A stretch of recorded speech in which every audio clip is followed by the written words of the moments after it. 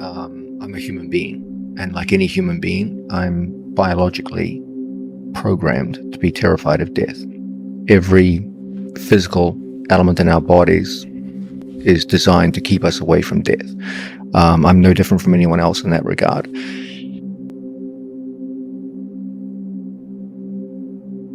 Einstein thought that the beginning of the universe, the Big Bang, created all of space and all of time at once, in a big whole something. So every point in the past and every point in the future are just as real as the point of time you feel yourself in right now. Einstein believed that literally. One of his best friends died, and he wrote a letter to this person's wife, talking about how his friend still exists. Time is a landscape, and if you had the right perspective on the universe, you would see all of it laid out in front of you, all past, present, and future as a whole thing.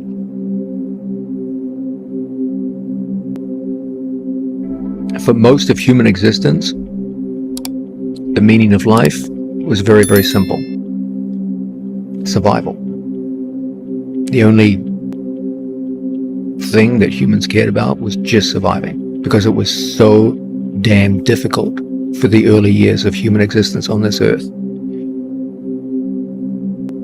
If you look at ourselves as biological agents, everything about our body is set up for one mission, and that is survival. Every reflex we have, every element of our structure is just built up on the battle to survive. And then humans did something remarkable. They elevated themselves through the use of technology and social structure to the top of the food chain. If you look at a human being as a survival organism, just by itself, naked, they are among the most feeble at that task in the entire animal kingdom.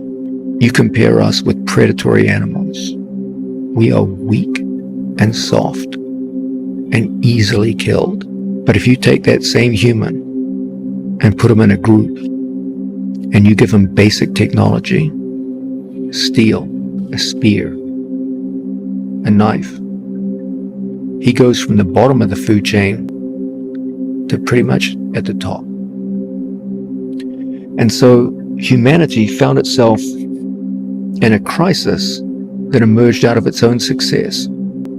For most of its history, their only interest was the battle to survive, and they did it. I don't know how they did it, but they did it. They got through ice ages, droughts, famines, disease, everything. And they found a way to get to the top of the food chain. And that's where it all got interesting.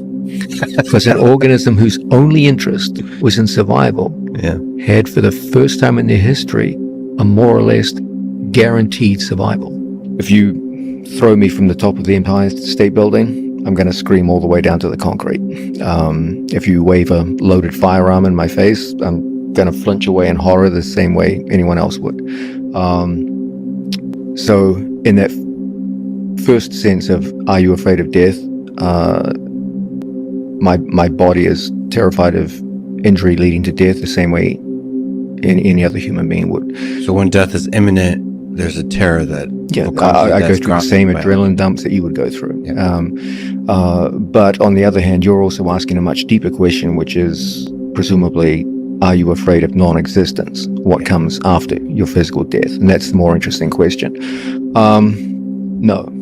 I should start by saying from the start, I'm a materialist. I don't believe that we have an immortal soul. I don't believe there's a life after our physical death. In this sense, from someone who starts from that point of view, you have to understand that everyone has two deaths. We always talk about our death as though there was only one, but we all have two deaths. There was a time before you were born when you were dead. You weren't afraid of that period of non-existence. You don't even think about it. So why would you be afraid of your second period of non-existence? But it does exist now enough to comprehend that there's this thing that you know nothing about that's coming, which is non-existent. Actually, you do know about it, because you know what it was like before you were born. There was just nothing. Like every Every time you go to sleep at night, you get a sneak preview of death. It's just nothing happens. You wake up in the morning, you're alive again. But it's not about the sleeping, it's about the falling asleep. And every night when you fall asleep, you assume you're going to wake up. Here you know you're not waking up. And the knowledge of But that... there's a whole step from that to the idea of fearing it. I'm fully aware that there's going to be a time I don't wake up. But are you going to be afraid of it? Is there some mortal terror you have of this? No, you didn't have it before. You don't have it when you sleep. Going from the fact that you know you won't wake up to terror is two different things. That's an extra step. And at that point, you're making a choice at that point. Your Instagram description said living in the spirit of Kaizen. And I was wondering why you have that up there. And is that something you always thought about? Yes. I'm a huge believer in the idea of small progressive movements towards goals. If you look at the course of an average day that we all go through, every so often, maybe 2 or 3 times in your life, there's one day which changes the direction of your life. But the vast majority of our days are unexceptional. They're just a boring, mundane day. You come home at the end of the day, and if someone asks you, what happened today? You would literally have to think back and be like, I'm not sure. That's probably a description of 95% of our days. So there's a chance in which you could drift through your life where only about 1 to 5% of your days have any real meaning, and that 95% of your life was a waste of time. And that's a tragedy. So we have to be very, very set on this idea that we have to maximize the use of all of our days if we're going to amount to anything in life. You came from non-existence. You're going to go back into it. You weren't afraid of the first. Why are you somehow afraid of the second? So it doesn't really make sense to me as to why people would be afraid of non-existence. You dealt with it fine the first time. Deal with it the second time. But your mind didn't exist for the first death. And it won't exist after you die either. Life would be in many ways very hollow and meaningless, I think. People talk about death taking away the meaning of life, but I think immortality would have a very similar effect in a different direction. I will disappear, but there's far greater things than me that will disappear. I mean, it's crushing to think that there's going to come a time when no one will ever hear Beethoven's symphonies again.